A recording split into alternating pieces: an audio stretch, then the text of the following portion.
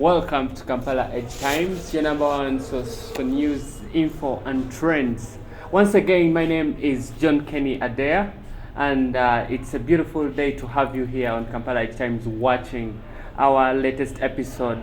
And once again, we have Mr. Okori Brian right next to us. And without further ado, I want us to get into the video. Welcome to Kampala Edge Times, Mr. Okori Brian. Thank you so much, Mr. John Kenny. It's nice to be here again. I keep saying Kampala Edge Times is home. Excellent. We are here, I feel home, and we offer to all the viewers as well.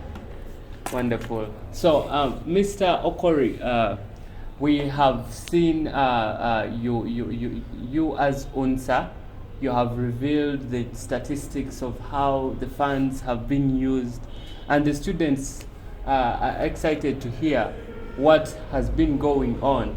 Then secondly, we have been seeing some news happening in schools about the practice of the LGBTQ happening in schools. We are going to get your comment on that, right?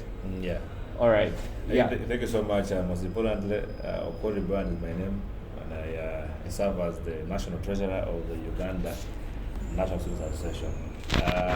Our term of office has been a nice one, and reached a time where we're supposed to account back to the general populace, the citizens of this country, on how the money has been spent.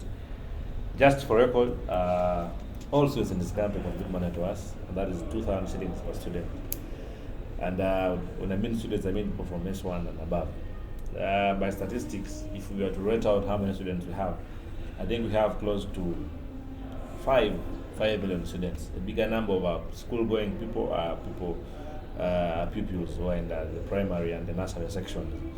So we entirely expect that if all of us, the students, pay the 2,000, then we are 10 billion. It's 5 million people. So how often do these students pay this 2,000? It's annually. Wow. So I was getting to our collections. So for a long time, almost has been in the mayhem where they do not collect the money. Through our leadership of this time, we tried to derive a mechanism on how we can collect this money. And that is why everyone is coming out there chanting, saying, okay, we had figures of billions of money collected by these people, so what did they use it for? And I'm here saying, okay, our structures are simple in a way that we have school structures, where we have school executives and school councils, we have district structures, we have district executive committees. We will operate in every district. Those are all UNSA structures. And in the universities and institutions of higher learning, we have the guild leadership structure, also part of UNSA structures. So the way our funds operate in a way that 20% of this money remain in secondary schools that contribute this money. This money helps them to operate. So as the headmaster is remitting these funds, 20% of the collection remains with them. Then when the money is remitted to our national account, we send back 40% of every school's remittance back to the district to help them operate. So let's say, per se, a school like Rokai School Toro has remitted 1 million shillings to us, meaning 200,000 shillings of the 1 million shillings remains in the school. When they remit 800,000 shillings to us, we shall send back 400,000 shillings to the district, the Toro district account, and 400,000 shillings comes back to us. For the institutions of higher learning universities, we get all the remittance. Meaning, it's not an easy exercise. You have a lot of backdrops here in accounting and accountability. You can't trace accountability from a district structure. Let's say, per se, the best I can say is we send this amount of money to this district. Now, how it was used in a district, I may not know. But my entire mind runs in saying they have a work plan that are running about. But as you know, every district has a sector of finance as well. So at the national level like this, you're only one who coordinates the others, depending on the reports they give you. As of record, I think we collected close to 1.5 billion shillings. Maybe before we go to the statistics, yes. Do you monitor how these funds? I mean, you just told me that you don't know how these funds are used wherever they are. But why doesn't UNSA, Uganda National Students Association, monitor how these funds are used? We have in every district have a secretariat. Secretariat has a district coordinator who is not a student. District coordinator who is a staff of UNSA, who is the accounting officer at that level. So their duty is to control and regulate how the funds are used. Why I said I don't know is because a work plan can be nice. you can present to me a work plan telling us you want to do this, this, and this, and this. And the money is given to you, and either you do half of activities of the work plan or you don't do any. So my saying I don't know is from a perception that money has been released to you, but I have not followed up to see any tangible works done. Of course, there are some districts that have done tangible work, but there are those that have not done tangible work. So at the end of the day, I can't stand to justify that every money sent to every district was effectively used. That's what I'm saying. I don't know how to justify about that. But the best I can say is figures were sent to districts as per this. Okay, excellent. So you can get to the statistics. The statistics were simple that we collected close to 1.5 billion shillings, and that is the highest collection ever also collected in this entire time of existence. But part of this money was money given to us by Ministry of Education through remittance, because Ministry gives us subvention at every quarter of around 20 million shillings. In every year, 3 quarters, 20 million shillings to help us operate in case some student doesn't come in time. Part of this money is grants. We had a project of Keep a Culture in School campaign. We collected some money from the public as well. I think close to 3 or 4 million shillings was given in. Part of the same money, they're given other ways that we can generate funds. That's not basically subscription. But all these things are detailed in a report that I'll be presenting later today at the National Defense Council, which is at Mukono. But the overall talk right now is there should be value for money. That's the argument. If you have collected close to 1.5 billion shillings, even if it is sent to districts, because as per statistics, it is very clear that we have sent close to 700 million shillings back to districts.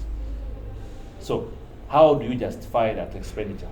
The question. And expenditure is justified by tangible things. You saw UNSA come out clearly to help students with tuition in the previous year, where the UNSA president and other structures were generally helping people with tuition here and there, lobbying for scholarship and the rest. You saw the Keep a Girl Child in School project come up. We had the problem means of transport. We had the vehicle that we bought on board for the session, and that will help them now to run the secretariat work. And a very, very many more other things that have been done. Tangible. We have debate championship where students have been taught on public speaking. At least those are physical things that you can see and say this works. Besides the international travel, besides the allowances and payment of staff, that is pretty fair. So I think I always say that if you take a lot of time explaining what you've done, that means you did nothing. The other thing I have to say is the citizens of this country can go and check on if this neck did a lot of work or didn't do any work. So I will not start blowing our own trumpet on how much we've done with how much money. But of course, with breakdowns will be made. At the end of every accountability statement released out, there's an audit report that comes, and auditing is always done at the end of anyone's term of office. So as of now, nothing has been audited. I am only giving out figures and giving out estimates on how expenditures were done, whether correctly or wrongly. But that's why it was done. So to know whether we did the right things would be at the time when auditors come in play. Okay. Yes. Who audits? Of course, there are private audit firms that are recommended by the board of UNSA, the board of trustees of UNSA, which is chaired by the Permanent Secretary of Ministry of Education and Sports. So at the end of the day, when they feel it's the right time for audit to be done, when the term of office is done and we've handed over, they'll retrieve the statement and audit. Interesting. Yes. Interesting. I don't know if you have any other information you want us to know about UNSA. No. About UNSA entirely, we have had a smooth time of running in office, and now we have reached a time where we shall have elections. We want to wish those candidates aspiring a very peaceful election, and good luck to all of them. But most importantly, we still remain the leader advocacy organization of students in this country. And when are the elections going on? It's going to be tomorrow. Tomorrow, today, but we have a 3 days council began yesterday. Yesterday was arrival. Today will be a day where we'll be seeing things like reports being read out and a couple other things. Then tomorrow, entirely voting and declaration. Then handover date will be announced ahead of time. But I was still saying that students should know that there is still functional leadership in place, and also is a body that is there for them. You see, the moment you shun away not to go and attack this organization, then you will entirely be working on a dead end. So me, I know that some people have not feel that the body is not much vibrant, but I'm saying that its vibrance is you as the member. It is you to make it vibrant, nobody else. Not even the 12 people come on the neck, not the finance secretary, not the president. Those are just few implementers. And they're saying that we talk should carry along so that every student knows that this is their responsibility to make sure UNSA is functional and things work out. All right, thank you so much for that information. Now, to the next topic rather. We have seen in the news some information spreading about, teachers, or I don't know, people who are leading in schools, teaching children who are in those schools to engage in, homosexuality or LGBTQ. Sometimes it's being related to sexual harassment. You get. So I don't know. What do you have to say? What has caused this, and what are we seeing ahead there? Sexual harassment has been around where a lot of our girls are harassed by male students. Homosexuality also has been around at the low cases. But I think now that we're discussing, it means the figures are escalating. Exactly. It's very immoral. It's illegal in this country. Even if it is illegal, even if it's accepted anywhere else, but in this country it is illegal to be caught in that act. And I believe there are charges towards people who perform such funny acts. I know that I don't have any close figures on my fingertips or close reports that have been reported out there in police and where people know that so and so was got in this act. Most of them are hearsay, and most of them have not come out clear. But this story ran on radio. I'm talking about the ones who have gone to police to report. Okay. We have not had police come out with a clear statement that in this year we received 20 cases of people sexual harassment in terms of homosexuality. Mm-hmm. But nevertheless, it's happening because you said it ran on radio. Radio can discuss hearsay as well. Radio, not everything discussed on radio is authentic, or TV. You can discuss based on what you think. It's only the moderators to regulate what the people that are hosted say or the presenters say. But I think that if this act is happening, and it's very immoral, and we condemn, as UNSA and as any student organization that is out there that looks at having quality layout of people who leave school, we condemn such acts. And as a country that stands by a motto for God in our country, we believe that keeping God up front. Some of the things we condemned right from the Bible, we can't stand by them. But if they're happening, I think it's a time where the Minister of Ethics and Integrity came out strong to condemn all these acts, to start lecturing out our students out there through partnership with UNSA and other NGOs on reasons as to why they shouldn't get part of these acts. Because some of these people are lured out to a few things. I hear that these people who are part of the homosexuality things are given money. I heard that some people are paid money, some have a few things they get from it. So it means even some people don't do it willingly, but due to the hard life attributed to living in this country, they go and do those things. Maybe that leads us to another thing. And so at the end of the day, as we want to tackle the problem of homosexuality, we should have a genuine discussion of reasons of why. The moment you understand the why, there can never be only one reason. We don't think sexual satisfaction is a genuine reason as to why homosexuality is in place. But the reasons out there, others are out of ignorance, don't know what they are doing. Others are out of being lured because they get some money through that act. So the moment you understand the reason as why it happens, we'll now tackle it each by each. So if it is ignorance, we have forums where they can preach this. What is the church doing? What's the duty of the church? To engage people, to tell them this is wrong and that. And that's why the existence is there. To keep reminding us of what the word of the Lord says and what is good and what is bad. What is the duty of the government and the Minister of Ethics? It is to keep reawakening people that some of these ethics should stay by us. We are Africans and we are Ugandans, most importantly, and this is what we stand by. So at the end of the day, if the problem is financial incapacity, where people are doing these things to get money, the government should also generate a better plan on how it can empower the citizenry to have money to fail to go and start doing homosexuality, to stop sleeping with the dogs, things happen, funny things, to get money. Okay. Because if the key thing is money, then the discussion should go away from the homosexuality talk. The discussion should come to the root cause. Because if it again is people love it, if people are enjoying, then now we should go to what's happening. Okay. Yeah. That's interesting. Maybe what I was going toward is that when you said it could be because of money and necessities and the hard life, That's true. what should the government do to improve the livelihood of people in Uganda? Because I'm told most people live below $1 a day. Someone spends 3,000 Ugandan shillings in a day, and that's all they can limit themselves to. What can be done to improve this lifestyle? What has gone wrong? I think if you start discussing matters of how people's lives can get better in terms of the standard of living, then we'll start discussing things of population growth, employment, and the rest. The genuine talk here should be empowerment. How you empower the populace to make sure there is capacity. Most of people in schools are dependents, so you don't empower them. You empower the parents who give them the funds to survive. Okay. So at the end of the day, if the standard of living is so high in the country, where people are getting a few penny salaries and they cannot effectively take care of a lot of things that are happening out there, then the remedy is, there's fine remedies. If it is increment salary, increment salary.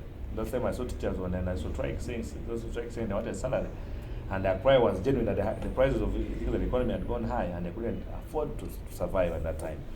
So I think the genuine talk here should be creation of more employment opportunities so that our youth are not dormant and they have nothing to do. The best they can think about is anything that gives them money. The genuine talk of mechanization, of agriculture, if it's your backbone talk, the genuine talk of more industrialization. It is a genuine talk of empowering small-scale producers, and that's happening, giving startup loans to the youth and very many more special interest groups to make sure they're empowered and a conducive environment of giving tax holidays to them so that they do not have a burden of opening small businesses. The moment the big number of Ugandans and the young people are in economic activities, I can assure you, even the country is drawn from a burden of failing to have a genuine economic growth and development coming out there. You see, this is a country, in other countries they give benefits of being unemployed. It doesn't happen in this country. So the countries you're at home, they say, Okori is unemployed, we shall be giving him $11 per month for being unemployed. So we cannot go that direction because we're still a low-developed country. Our engagement should be now, how do we better the current state of life? And it is supposed to be grounded. But the moment a big number of the youth are dormant, you are saying most Ugandans, over 60% live below $1 per day. Others even in a week don't get that dollar. A big number of Ugandans live on barter trade. They don't catch money. He leaves his home with millet, a kilo, and goes and picks sugar, a kilo. He leaves his home with 10 kilos of maize and goes and picks 2 bars of soap. So barter trade is still happening in this country, and highly. So you may even to have the poor never got money in this country, and 18 and above. That's intriguing. It's a journey talk. Yeah. All right. Thank you so much for this time you've spent with Kampala Edge Times. It has been such an honor. Maybe you can give us some final words as we conclude. Most importantly, I want to thank all the viewers of Kampala Edge Times and Stories of this country. And again, also the young people of this country who have genuinely engaged themselves with strong economic activities. And most importantly, thank all those other genuine servants who serve genuinely this country, who believe that through them and through us working closely as the populace, we can have better things done. The stories coming out there, we are entirely not pleased with them, of homosexuality and the rest. But from the perspective of UNSA, I think today marks the day when we'll be delivering the accountability report of how your money has been spent as well for this country. I know they will be on YouTube Live and the rest. I want you to interest yourselves. And by the way, you can congratulate the PLE candidates. Oh, I also want to congratulate the PLE candidates. We can now genuinely welcome you as students to join the students' world, because when you're in primary, you're a pupil. Now when you come to secondary school, you become a student. We believe that now you have gotten mature a little to have a few things done. Congratulations to all those that made it, those that didn't make it. Hard luck. There is a lot of success in trying. You try again. Don't lose hope, because the best offer that you can offer to yourself and this country is education. Because a country full of illiterates is the worst to live in. Thank you so much. God bless you all. Thank you. Thank you so much for watching Kampala East Times, our dear esteemed viewer. We are so elated that you keep it locked right here. Keep subscribing. You can smash the subscribe button right now as you watch this. We look forward to seeing you in another video. From me and the entire Kampala East Times team, I have to say goodbye.